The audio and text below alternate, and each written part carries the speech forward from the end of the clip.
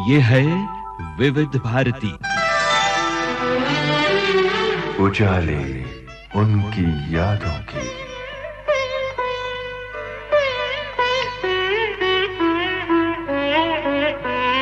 उजाले उनकी यादों की।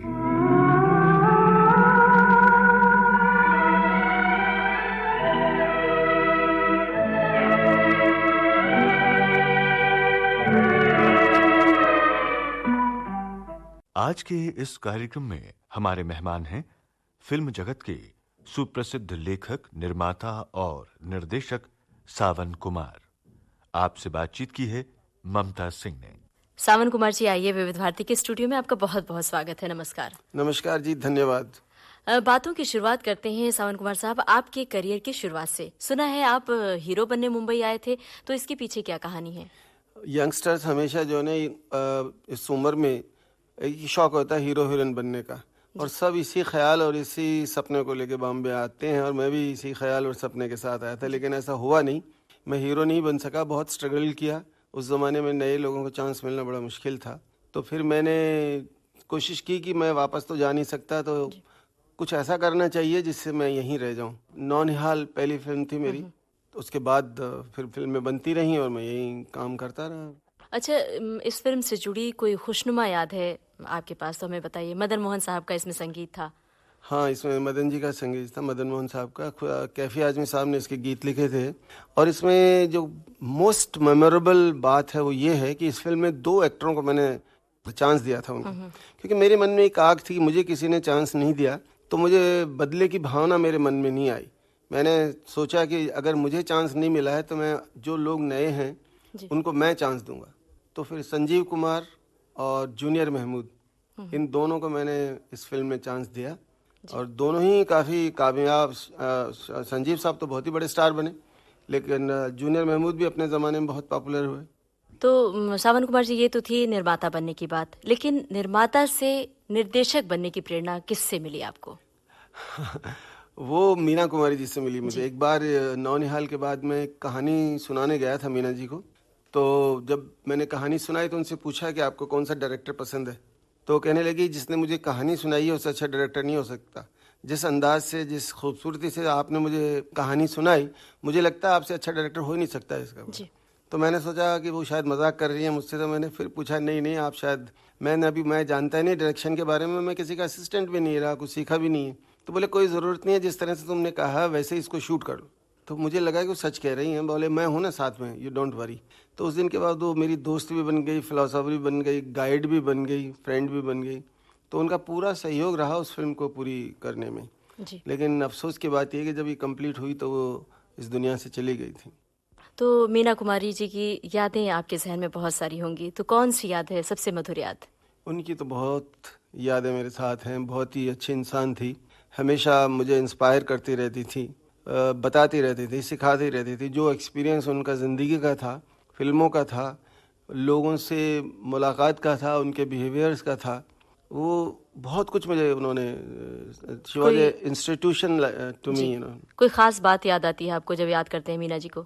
मीना जी को तो बहुत सी बातें याद है। अच्छी शायरा थी, मुझे भी शायरी का शौक़ था, तो वो भी करती थी शायरी, मैं भी करता था। हम लोग बैठ के एक्सचेंज करते थे ख्यालात और शेर व शायरी।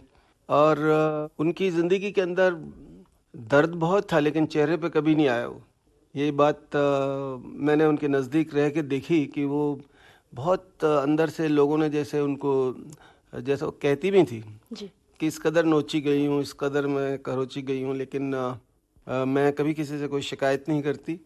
तो ये कुछ चीज़ें हैं जो बहुत इंसान को मजबूत बनाती हैं। तो ये चीज़ें मुझे उनसे सीख, तो मैं कभी भी परेशानियों से डरता नहीं, घबराता नहीं। ये सब उन्हीं की देन है कि मैं ज़िंदगी से लड़ रहा हूँ। कभी मेरी फिल्म हिट होती है तो मैं दीवाना नहीं होता, कभी फ्लॉप होती है तो मैं पागल नहीं होता, कोई किसी चीज़ का असर नहीं होता मुझ पर। अच्छा, जो शेर व शायरी उनके साथ होती थी आपकी, कौन सा शेर याद आ रहा है आपको उनके याद में? मीना जी के बहुत शेर थे, सुनाइए। बहुत अच्छा था। चांद तन्हा है, आसमां तन्हा, दिल मिले कहाँ कहाँ तन्हा, जलती बुझती सी रोशनी से परे, सिमटा सिमटा सा एक मकां तन्हा, राह भर कोई अगर मिला भी कहीं, दोनों चलते रहे तन्हा तन्हा। बहुत खूबसूरत लिखती थी वो। क्या बात है। ये एल्बम के रूप में भी रिलीज हुआ था। जी हाँ। सावन कुमार जी, अगर आप गुनगुनाते हो तो आप मीना जी की वो नज्म गुनगुना के हमें सुना दीजिए। नहीं, वो चांद तन्हा है आसमां तन्हा, आप उन्हीं की आवाज में सुनिए। अच्छा, ये बताइए कि आपके भीतर छिपे गीतकार को दुनिया के सामने आने का मौका कैसे मिला? जब मेरी पहली दूसरी फिल्म गोमती किनारे, जो मीना जी की डेथ के बाद मैंने सोचा कि नई फिल्म बनाई जाए, तो फिर मैंने एक फिल्म प्लान की, हवस जी। तो उसमें मैं मजरू साहब के गाने लेना चाहता था, लेकिन मजरू साहब ने मना कर दिया मुझे कि नहीं, मैं तो इतने पैसे लूँगा तो लिखूँगा तो थोड़ी वो प्रॉब्लम होगी मेरे उनके बीच। तो मुझे ज़रा थोड़ा, क्योंकि पिछली फिल्म के गाने उन्होंने ही लिखे थे गोमती किनारे के, जिसमें मीना जी थी, वो फिल्म फ्लॉप हो गई जी। तो मैंने कहा अंकल वो फ्लॉप हो गई है, आप ज़रा थोड़ा रीजनेबल कर दीजिए, मुझे सिर्फ 2 गाने चाहिए। बोले मियाँ 2 हो या 9 हो, पैसे हम इतने ही लेते हैं, इतने देने पड़ेंगे। तो बच्चा तो था, मैं छोटा था बहुत उम्र में, इतना एक्सपीरियंस भी नहीं था लाइफ का, फिर भी तो मैं उनके सीढ़ियों से उतर रहा था तो मुझे बहुत गुस्सा आया, और गुस्सा आया तो मैंने यही कहा कि अब इन सीढ़ियों पे गलियों में कभी नहीं आऊँगा लौट के। और वहीं एक दिल में, एक जहन में एक ख्याल आया, और वहीं मैंने गाना लिखा कि तेरी गलियों में न रखेंगे कदम आज के बाद। और जब मैंने आके उषा खन्ना जी को सुनाया तो उन्होंने फौरन उसकी ट्यून बनाई, तो वो और अच्छा लगने लगा। उसी गाने से मैं गीतकार बन गया। वो मेरा ज़िंदगी का पहला लिखा हुआ, पहला रिकॉर्डेड सॉन्ग है। सावन कुमार जी, आप हवस फिल्म के गाने तक निर्माता, निर्देशक और गीतकार बन चुके थे, तो ये बताइए कि तीनों जिम्मेदारी निभाने में आपको कुछ मुश्किल नहीं आई? नहीं, मुश्किल नहीं आई। ये तो बड़ा क्रिएटिव काम है, और काम करने से मैं उस वक्त डरता नहीं था। एक तो यंग था और मुझे बहुत अपनी जगह बनानी थी, नाम करना था, तो मैं चाहता था कि सारे काम अच्छे करूं, उसकी क्रेडिट मुझे मिले और मेरे को इंस्पिरेशन मिले और मैं आगे बढ़ूं। इसलिए मुझे कोई प्रॉब्लम नहीं होती थी काम करने की। जी। अच्छा, बहुत दिनों से मेरे जहन में एक सवाल कौंध रहा था, वो जो आपका एक गाना है सावन से जुड़ा हुआ, सबक फिल्म का गाना, बरखा रानी जरा जम के बरसो, और इसका दूसरा वर्जन भी है जी। तो इस गाने से जुड़ी हुई कोई बात, खास बात आप बताना चाहेंगे? खास बात, एक प्रोड्यूसर थे जुगल किशोर जी, वो हमेशा उषा खन्ना जी का म्यूजिक लेते थे।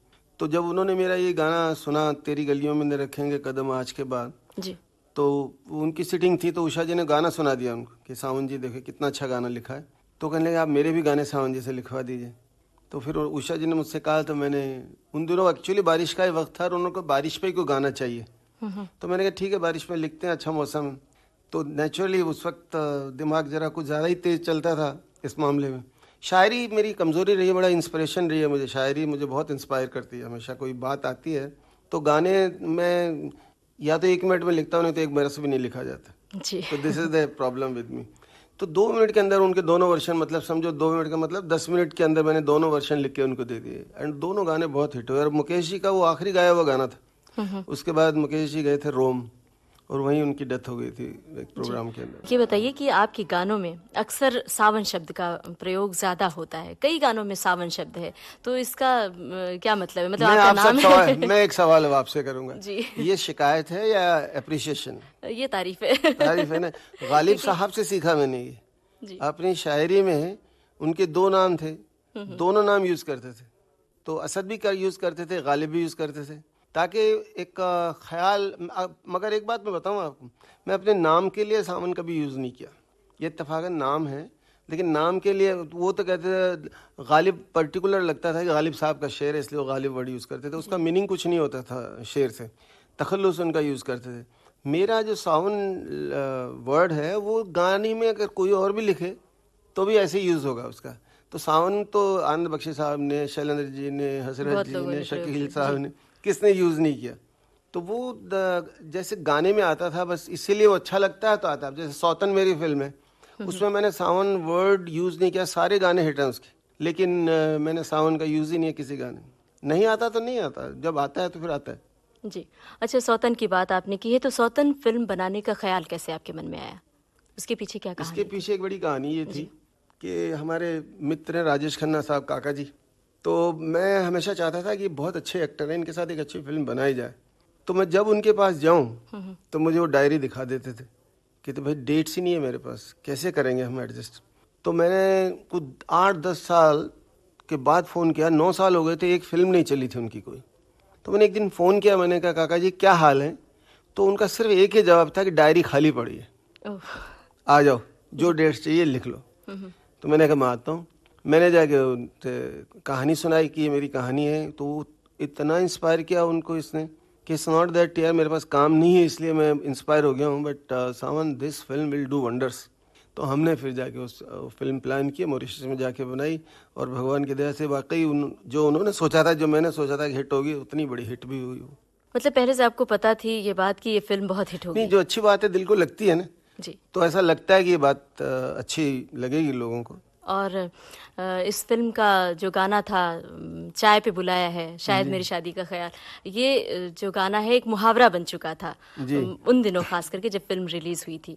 तो इस गाने की कोई खास बात है, कोई खास घटना है? देखिए क्या होता है कि कई बार कोई चीज़ नज़र के सामने होती है लेकिन फिर भी आपके नज़र नहीं पड़ती उसके ऊपर। वो इस तरह होता है ना, जब भी कोई शादी की, ब्याह की कोई बात होती है तो लोग यही बात करते हैं जी उनको चाय पे बुला लेते हैं, और लोग जाते आते रहते हैं, लेकिन किसी के दिमाग में ये नहीं आया कि इस पर भी कोई गाना लिखा जा सकता है। वो एक इत्तेफाक था, हमको सूझा, हमने लिख लिया। सावन कुमार जी, आपसे अभी बहुत सारी बातें करनी है, आपके फ्लैशबैक में चलना है और आगे की बहुत सारी बातें, आपके करियर से जुड़ी बातें करनी है। उससे पहले आपकी पसंद का कौन सा गाना अपने दोस्तों को सुनवाएं? मेरी पसंद का ऐसा, मैंने बाहर बहुत कम फिल्मों के लिए गाने लिखे हैं दोस्तों की, क्योंकि मेरा ये पेशा नहीं है, मैं इसको कभी भी ज़िंदगी में इसके पैसे नहीं लेता किसी गाने लिखने में। तो ये जब जुगल किशोर जी के लिखे थे तब भी मैंने ऐसे ही लिखे थे, बरखा रानी। फिर गुड्डू जी, राकेश रोशन, हम लोग शूट कर रहे थे मॉरिशस में, तो बाई चांस ही मैं गुनगुना रहा था गाना, तो उनको बहुत अच्छा लगा ये गाना, यार सावन जी क्या ज़रा सुनाइए। तो मैंने सुनाया, तो पिंकी भाभी भी साथ थी, उनकी वाइफ, वो कहने लगी कि सावन जी ये गाना मुझे दे दो, मैं अपने बेटे के लिए फ़िल्म बना रही हूँ। मैंने कहा ले लीजिए आप। तो बस वो इस तरह से सिलसिला शुरू। फिर उन्होंने बहुत पैसे मुझे ऑफ़र किए, लेकिन मैंने कहा नहीं भाई, मैं गाने लिखने के पैसे लेता नहीं, कहीं मेरा बिजनेस नहीं है, तो दोस्ती में लिखता हूँ। तो मैंने 3 ही गाने लिखे उनकी। कहो ना प्यार है, कहो ना प्यार। सावन कुमार जी, थोड़ा फ्लैशबैक में चलते हैं। गोमती के किनारे फिल्म के बाद आपने कौन सी फिल्म बनाई? ये हवस बनाई थी ना, मैंने आपको बताया। गोमती के किनारे के बाद ये फिल्म थी जिसमें मैं डायरेक्टर भी था, राइटर भी था, प्रोड्यूसर भी था, गीतकार भी था। तो ये थी मेरी हवस। हवस के बाद मैंने बनाई साजन बिना सुहागन, फिर बनाई अब क्या होगा शत्रुघ्न और नीतू सिंह के साथ, फिर बनाई मैंने ओ बेवफा, साजन की सहेली, राजेंद्र कुमार, नूतन जी, रेखा, विनोद मेहरा। उसके बाद बनाई सौतन, राजेश खन्ना, टीना जी एंड पद्मिनी। सनम बेवफा। फिर सनम बेवफा बहुत बाद बनी। उसके पहले बनाई लैला, जिसमें अनिल कपूर को चांस दिया एज ए हीरो। फिर बनाई थी प्यार की जीत, जिसमें दादामुनि, अशोक कुमार जी थे, शशि कपूर थे, रेखा थी, and so many others. And उसके बाद बनाई मैंने सौतन की बेटी, जिसमें जया प्रदा जी, रेखा जी एंड जितेंद्र। फिर सनम बेवफा बनाई। जी, अच्छा, साजन बिना सुहागन एक अनूठी फिल्म थी, बहुत मशहूर हुई थी। ये फिल्म बनाने का विचार आपके मन में कैसे आया? क्या ये सच्ची घटना पर आधारित थी? नहीं, सच्ची घटना नहीं थी। मैंने एक इंसिडेंट ऐसे ही कहीं लाइफ में हुआ था कि वो क्या था, विनोद मेहरा भी इसी बीमारी के शिकार थे, दिल में छेद था उनके। तो वो भी, उनकी माँ हमेशा परेशान रहती थी कि कभी भी कुछ हो सकता है, इसलिए ही डाइड वेरी यंग। जरा भी स्ट्रेस पड़ा या टेंशन हुई तो उसका नुकसान हो सकता था उनके जिस्म पर। तो इस तरह की फिर मैंने पता किया कि इससे क्या क्या होता है। तो वो एक आइडिया मुझे स्ट्राइक करेगा, क्योंकि बड़ा इमोशनल एंगल है ये कि एक बच्ची को, छोटे बच्चे को हो तो माँ की और बाप की क्या हालत होती होगी उस वक्त। बस that was a basic idea. उसके बाद कहानी तो बन गई। जी हाँ। तो उसी पे बेस्ड थी वो कहानी। पद्मिनी कोल्हापुरी जो छोटी बच्ची थी, उसके दिल में छेद था और उसको बताया नहीं गया था। ये माँ बाप को पता था how they take care of the child, क्योंकि अगर बच्चे को लगे तो शायद बच्चा बीमार और ज़्यादा हो सकता है, डर सकता है, उसको कुछ भी हो सकता है। अच्छा, सुना है कि राज कपूर साहब का इस फिल्म के लिए खास तौर से आशीर्वाद रहा है। हाँ, इसके पीछे एक बहुत 2 इंसिडेंट बहुत कमाल के हैं। एक तो ये कि जिस दिन मैं राजेंद्र कुमार के बारे में सोचा कि नूतन और राजेंद्र कुमार ने कभी एक साथ काम नहीं किया था जी। कुछ प्रॉब्लम्स थी पहले कि वो रवेल साहब के असिस्टेंट थे और नूतन जी उस वक्त काम कर रही थी। इन दोनों की कुछ मोहब्बत हो गई थी, एक दूसरे को पसंद करने लगे थे। वो बात घर वालों को पसंद नहीं आई तो इनको निकाल दिया था नौकरी से वहाँ। तो जैसा मुझे राजेंद्र जी ने बताया था, तो ये बहुत रोते थे। तो इनकी आंखें ज़रा काली काली हो गई, कुछ हो गया था उनको प्रॉब्लम। तो फिर ये बरसों गुजर गई। नूतन जी सुपरस्टार हो गई, राजेंद्र कुमार, जुबली कुमार हो गए, कभी काम नहीं किया इन्होंने साथ में। दोनों ही जब आउट हुए, जब मतलब काम नहीं था, ना नूतन जी के पास काम था, ना राजेंद्र कुमार जी के पास काम था, तो फिर एक दिन जब हमने ये कहानी बनाई तो मुझे लगा कि ये किरदार राजेंद्र कुमार कर सकते हैं और माँ का रोल नूतन कर सकती हैं। तो किसी ने कहा भी, इन्होंने कभी काम नहीं किया साथ, मैंने कहा doesn't matter, let me take Rajendra Kumar, is a friend of mine, Nutan ji से बात करेंगे। तो मैं गया तो उस दिन राजेंद्र कुमार जी का बर्थडे था। देखिए जो जुबली कुमार थे, फूल भी कोई 30-40 गुलदस्ते पड़े हुए थे फूलों के, ज़्यादा नहीं थे। एक ज़माना था बंगला भर जाता था गुलदस्तों से, फूलों के गुलदस्तों से। तो अब के मैं गया तो सिर्फ 2 आदमी बैठे हैं लॉन्ग शॉट में। तो भाभी जी ने बोला हम बाहर बैठे हैं बालकनी में, आप भी चले जाओ उधर। तो मैं बाहर आया तो राज साहब बैठे हैं, मिस्टर राज कपूर, और राजेंद्र जी बैठे हैं। तो मैं राज जी के हमेशा पाँव छूता, मैंने कहा नमस्ते बाबा जी। तो मैंने जाके उनके पाँव छू, अरे आओ साउन बैठो बैठो। मैंने कहा भाई साहब मुबारक हो, बर्थडे आपका है। तो कहते यार तुम 4 साल में पहले आदमी हो जो चल के आए हो, जो मेरे इतने करीब दोस्तों में से भी नहीं हो। जो मेरे करीब दोस्त हैं वो तो आते ही नहीं है, एक ही है बस, राज कपूर एंड राजेंद्र कुमार। तो मैंने कहा नहीं, मैं तो आज दूसरे मतलब से भी आया था, मैं आपको साइन करने आया हूँ साजन बिना सुहागन के लिए। तो खड़े हो गए, मैंने 11,000 का चेक रखा उनके सामने। उस जमाने में यही होता था, शगुन के पैसे दे दीजिए, आज तो लाखों करोड़ों साइनिंग लगता है। तो बड़े खुश हो गए, उन्होंने गले लगा लिया मुझे। तो राज जी बड़े खुश है कि मुझे बहुत अच्छा लगा यार, आज मेरे दोस्त के जन्मदिन के दिन तुम इनको साइन करने आए हो। तो कहने, मैंने फिर उनसे कहा, मैंने पापा जी आप मुहूर्त का क्लैप दीजिए। तो राज जी इतने भावुक हो गए थे कि मैं मुहूर्त का क्लैप नहीं दूंगा, मैं जुबली की ट्रॉफी बांटने आऊंगा इस फिल्म की। क्या बात है। मैंने कहा तो आपने ब्लेसिंग दे दिया मुझे। कहने ऐसा होगा जी। तो जब तक उन्होंने कोई कहानी नहीं सुनी थी, कुछ नहीं था, राजेंद्र जी को कुछ पता नहीं था। फिर मैंने कहा ठीक है, फिर ये वादा रहा है कि आप मेरी ट्रॉफी बांटने आएंगे जुबली की। डन। और सच में और वो आए। जब जुबली हुई तो ट्रॉफी बांटी राज साहब ने आगे। ये था साजन बिना सुहागन का आगे पीछे। जी। अच्छा, वो दूसरी घटना कौन सी है, मतलब और एक बात बताना चाहते थे? यही बात थी। दूसरी बात ये थी, राजेंद्र जी हमारे साथ तो बड़ा, मतलब फिर तो दोस्ती इतनी हो गई थी कि पूछे मत। तो इतना बड़ा स्टार, कोई कॉम्प्लेक्स नहीं उनको, इन्फीरियरिटी कॉम्प्लेक्स नहीं। हम शिमला में शूटिंग कर रहे थे, तो नेचुरली कम बजट की फिल्म थी, तो इतना स्टाफ नहीं ले जा सकते थे ज़्यादा लोग। तो ये रिफ्लेक्टर उठा के चल देते थे नीचे पहाड़ी से अपने कंधे पे। हम कुछ धुआं वहाँ छोड़ते थे जरा फॉग का इफेक्ट देने के लिए, तो जलती परात उठा के पीछे पीछे चलते थे। अच्छा। ये कोई नहीं करता आज, तो इंसल्ट फील करेगा आज का एक्टर अगर ऐसा करेगा तो। उस जमाने में ये लोग बड़े कोऑपरेटिव, लगता था अपनी फैमिली की फिल्म है, हमारी फिल्म है, अपनी फिल्म है, तो बहुत अपनापन होता था उस वक्त। अच्छा, इस फिल्म की शूटिंग से जुड़ी हुई कोई बात याद आती है आपको, कोई खास बात जो बताना चाहें विविध भारती के दोस्तों? नहीं, और नूतन जी से जब हमने बात की तो उन्होंने कोई ऑब्जेक्शन जाहिर नहीं किया था, उन्होंने फौरन एग्री कर लिया। और फिर हमने मोस्टली फिल्म शूट किया हमने शिमला में।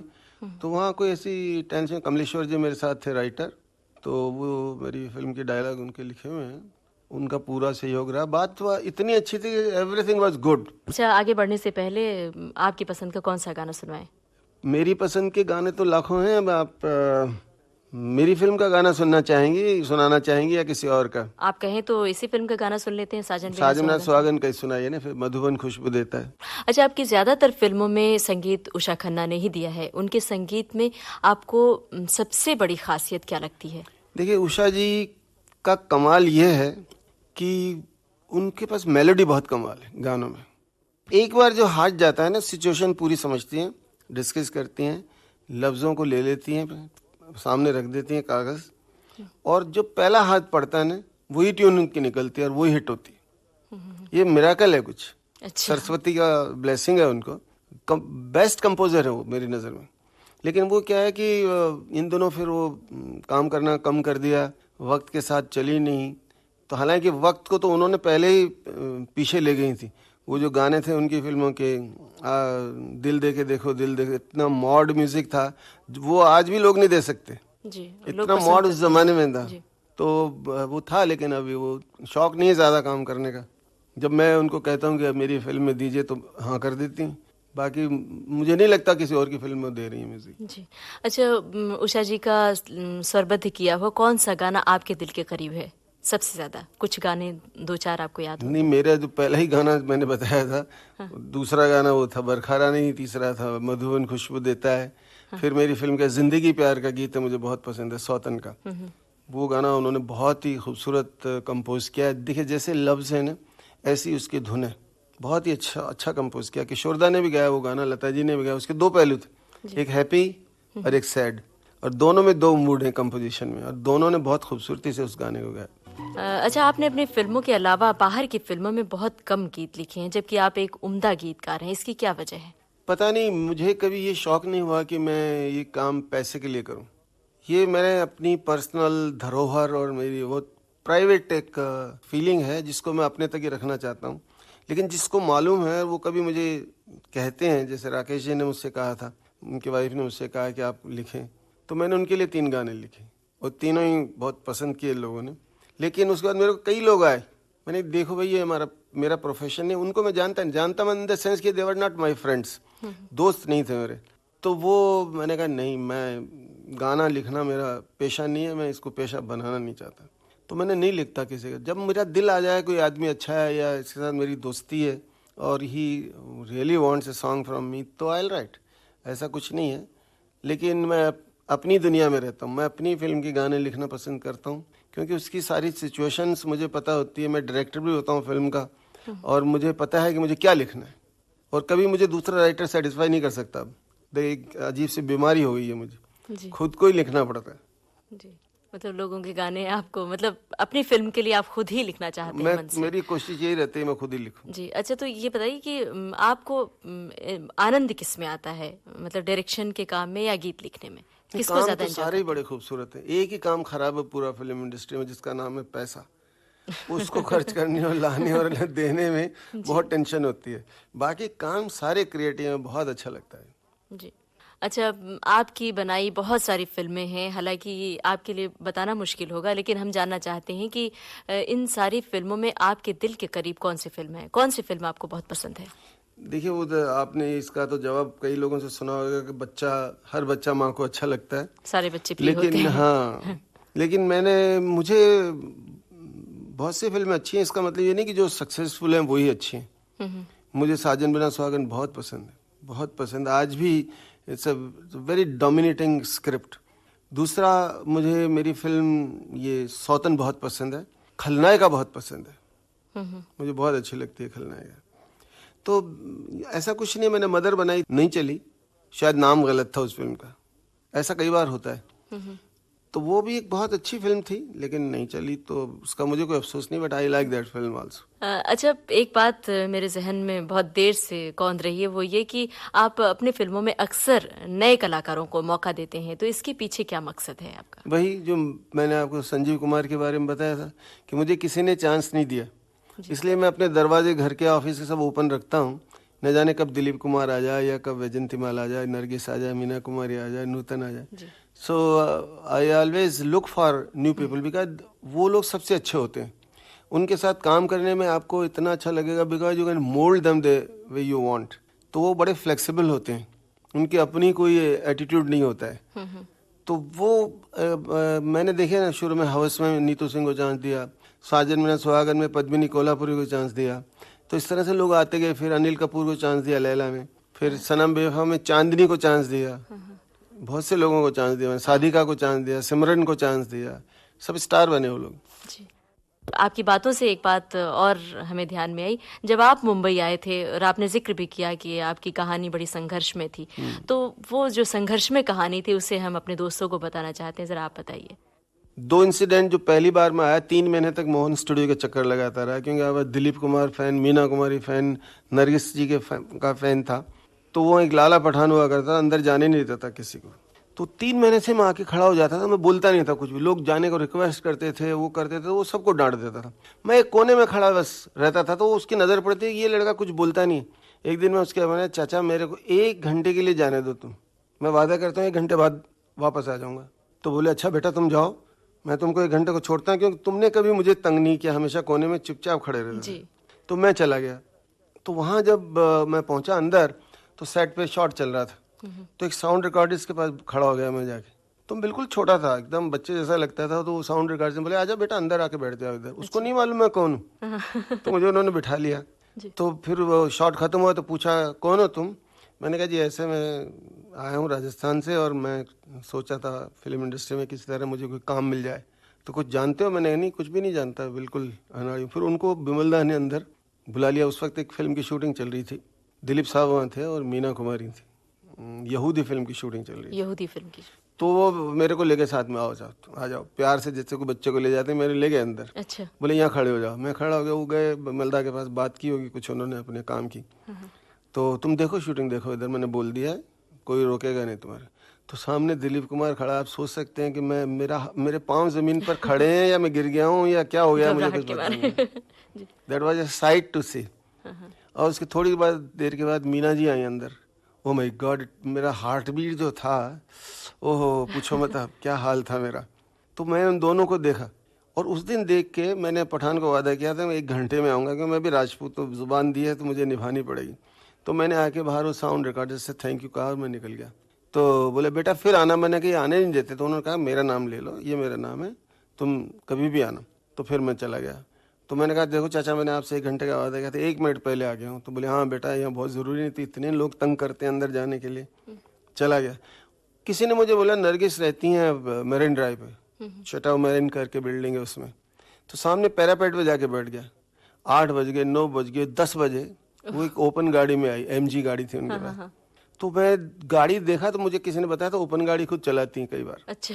तो खुद चला के गाड़ी आई और देखा तो मैं भागा वहाँ से। पहले वो बीच में रास्ता जो आजकल मरीन ड्राइव पर वो नहीं था, छोटा सा ऐसे पत्थर की लाइन थी, तो कूद के उधर चला गया। इत्तेफाक की बात है वो अंदर चली गई थी, लेकिन कुछ भूल गई गाड़ी में, तो लौट के आई तो देख रही थी। तो बस उतने टाइम मैंने उनको देखा।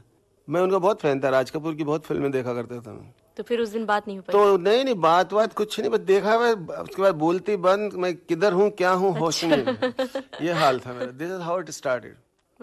फिर जब ये चांस मुझे कभी नहीं मिला, तो मैं एक दिन बीमार हो गया बहुत सख्त। उन दिनों नया ये जो फ्लू बॉम्बे में आया था, चर्च स्टेशन बन रहा था उन दिनों नया। तो एक बेंच पे लेट गया और मुझे 102-3 बुखार चढ़ा हुआ। मेरी जेब में एक पैसा नहीं। तो एक फैमिली वहाँ आई हुई थी, उनके भी बच्चे थे। तो वो बेंच पे मैं लेटा था, तो जगह नहीं थी बैठने को, टूटा हुआ था पूरा स्टेशन। तो उनको जब मैंने देखा कि इनके बच्चे रो रहे हैं, कर रहे हैं, तो मैं खड़ा हो गया। मैंने कहा बैठ जाइए। तो वो आदमी मेरे पास बैठा, देखा मैं काँप रहा हूँ। तो बोले भैया क्या हो गया तुम्हारे को? मैंने नहीं कुछ नहीं, ऐसे ही जरा हल्का सा बुखार है। उसने मेरा हाथ लगाया तो डर गया हो, तुम्हें तो बहुत जोर का बुखार है। मैंने कहा हाँ बुखार, आप बैठ जाओ इधर। मैं एक पत्थर पे बैठ गया। बोले नहीं आप बैठो इधर। उसकी बीवी और 2 बच्चों को बिठा दिया उस पर, अब बैठो। वो गया, चाय लाया, वो गोली लाया और मुझे दिया। बोले ये खा लो तुम, और ये बिस्किट भी लाया हूँ, 2 बिस्किट खा के 1 गोली ले लो तुम। तो मैंने उस वक्त मना नहीं कर सका, क्यों शायद मुझे उसकी ज़रूरत थी। तो वो बेचारे ने खिलाया मिला। बोले फिर उसने मुझे 10 रुपये देने की कोशिश की, मैंने वो नहीं लिया उससे। मैंने कहा बहुत शुक्रिया आपका, आपने मेरा इतना ख्याल किया, थैंक यू वेरी मच। और वो चले गए ट्रेन पकड़ के। तो उससे मेरा बुखार कम हुआ, ठीक हुआ। मैं उठ के तो 2-3 गोली और दे गया था, पत्ता लाया था कि उसमें और भी गोलियाँ थी। तो ये 2-3 घंटे बाद तुम फिर खा लेना 1 आध गोली। तो ऐसे करते वो ठीक हुआ। This was a very painful incident in my life. I can't forget that. अच्छा, उस वक्त कहाँ परिवार कहाँ था? आप कहाँ किसके साथ रहते थे? मैं तो राजस्थान से आया था ना। मेरी मदर थी, मेरे फादर की तो डेथ हो गई थी बचपन में। लेकिन मैं आया था यहाँ अकेले, घर से भाग आया था 45 रुपये लेके, हीरो बनने आया था। तो मैंने 2 बरस तक तो घर वालों को एड्रेस भी नहीं दिया मैं कहूँ, क्योंकि मुझे माँ बुलवा लेती वापस। पर मैं उनको चिट्ठी लिख देता था कि मैं ठीक हूँ और बिल्कुल आराम से हूँ, आप चिंता न करें, जब कुछ कर लूँगा तो मैं आपको फिर अपना पता दूंगा जी। तो उनको ये तसल्ली रहती थी कि चलो वो ठीक ठाक है। अच्छा, पुरानी यादों में आप विचरण कर रहे हैं और जयपुर से मुंबई की गाड़ी पकड़ी थी आपने अपने करियर के लिए। तो इस वक्त आप जयपुर को याद करते हैं? तो कौन सी जयपुर तो मैं बहुत रिश्तेदार हैं, सब हैं। मेरी माँ तो फिर मेरे पास ही आ गई थी जब भगवान ने थोड़ी पोजीशन ठीक की, तो मेरे साथ ही रहती। यहीं उनकी डेथ हुई थी 84 में, सौतन बन चुकी थी उसके बाद। She saw all my success and I really had a chance to उनकी देखभाल की मैंने उस उम्र में जो कुछ मुझसे हो सकता था। और वो भी मेरी बहुत अच्छी दोस्ती थी, माँ होते हुए भी बड़ा इंस्पायर करते थे हमेशा मुझे। तो बाकी मेरे सिस्टर्स हैं, ब्रदर्स हैं, वो सब अंकल्स हैं, सब राजस्थान में ही रहते हैं। हर वक्त कोई शादी ब्याह की बात होती है, कोई काम होता है तो मैं आता जाता रहता हूँ। अच्छा, वक्त के साथ फिल्में बनाने का तरीका बदला है, तो क्या वक्त के साथ गीतकार, निर्माता, निर्देशक सावन कुमार जी में भी बदलाव आया है? किस तरह से बदलाव आया है, अगर आया है तो? देखिए, अगर कोई भी साइंस की तरक्की होती है तो इंसान को हालात की तरक्की होती है, कल्चरल चेंज आता है, बिहेवियर्स का चेंज आता है, एटीट्यूड्स का में चेंज आता है, एजुकेशन में चेंज आता है, नॉलेज में चेंज आता है। तो आदमी का, अगर एक सक्सेसफुल आदमी को इन सब को साथ लेके चलना चाहिए। ये नहीं कि अपने पिछले ज़माने में बैठे जी मेरा वो पिक्चर मेरी हिट थी, मैं तो ऐसे ही बनाऊंगा, तो वो नहीं चलेगा। You have to change yourself with the times. लेकिन मैं एक बात, इस सारी बातों का एक जवाब ज़रूर देना चाहूँगा कि कपड़े का फैशन बदल सकता है, चलने का फैशन इसलिए बदल सकता है कि आप पहले पैदल चलते थे, फिर बैलगाड़ी में चलते थे, फिर शायद ऊँट घोड़ों पे चलते थे, फिर साइकिल आ गई, फिर स्कूटर आ गया, कार आ गई, हवाई जहाज आ गया। तो ये तरक्की साइंस की है। कपड़ों में बदलाव आ गया, ये भी एक डिज़ाइन की तरक्की है। खाने पीने में चेंज आ गया, उसी खाने को दूसरे ढंग से बनाने लग गए, ये भी साइंस की तरक्की है। ज्ञान जैसे बढ़ा, आपने अपना style of cooking, style of eating सब चेंज हो गया। मेडिसिन में चेंज आ गया, ये ज्ञान की तरक्की, साइंस की तरक्की। हर बात में टेक्निक आ गई, फिल्मों में different digital sound, CinemaScope, colour, ये भी साइंस की तरक्की। लेकिन एक चीज़ है जो सदियों से लोग बिहेव करते रहे और आज भी करते रहे। जैसे एक बच्चा आज से अगर 500 साल पहले पैदा हुआ तो उसी तरह से माँ उसको देखती थी, और आज की माँ भी अपने बच्चे को उसी तरह देखती है, उसमें कोई फ़र्क नहीं। इमोशन, रिलेशंस, फीलिंग्स, इसमें कभी फ़र्क नहीं आ सकता। फ़र्क साइंस की तरीके का हो सकता है। अभी जैसे संगीत की टेक्निक बदल गई है, इलेक्ट्रॉनिक से रिकॉर्डिंग होने लगी है, तो वॉइसेस हमारी मिक्स हो गई। जैसे आपने हॉलीवुड बॉलीवुड की बात की थी, वो सब कुछ मिक्स हो रहा है सारा, तो उस टाइप के गाने बनने लग गए हैं, लोगों को पसंद भी आते हैं। एक पहले डिस्को का चलन नहीं था, आज बहुत ज़्यादा हो गया है। तो जैसे पहले कव्वाली एक ज़रूरी होती थी फिल्म में, आज का वक्त कहता है कि डिस्को का एक आइटम सॉन्ग होना बहुत ज़रूरी है, बिकॉज आज उसका फैशन है और आज वो चल रहा है। तो ये वक्त के साथ इंसान को बदलना ज़रूरी है। और जिस तरह की फिल्में मैं बना रहा हूँ उसमें मैंने इमोशन को नहीं छोड़ा है, कल्चर को नहीं छोड़ा है। मेरी फिल्म में मैं शायद मर्डर जैसी फिल्म न बना सकूं, हो सकता है they are absolutely justified in making that, मैं उसको क्रिटिसाइज भी नहीं करता, लेकिन मुझसे नहीं बन सकती शायद। मतलब कथा वस्तु के हिसाब से गानों का प्रयोग किया जाता है और गानों में बदलाव भी ज़रूरी होता है। अभी भी आज जब खाली वक्त मिलता है तो क्या शेर व शायरी किया करते हैं आप बैठ के? शेर व शायरी करनी पड़ती है ना, फिल्मों में गाने लिखने पड़ते हैं। सावन कुमार जी, विविध भारती के स्टूडियो में आप आए और इतना सारा वक्त दिया, आपका बहुत बहुत शुक्रिया। आपने बुलाया, याद किया, आपका भी शुक्रिया, सुनने वालों का शुक्रिया। उम्मीद है आपको मेरे लिखे हुए गीत या मेरी बातें अच्छी लगी हों। अभी आप फिल्म जगत के सुप्रसिद्ध लेखक, निर्माता और निर्देशक सावन कुमार से ममता सिंह की बातचीत सुन रहे थे। इस कार्यक्रम के निर्माण में प्रस्तुति सहयोगी थे रमेश गोखले।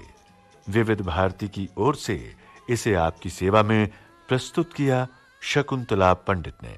उजाले उनकी यादों के।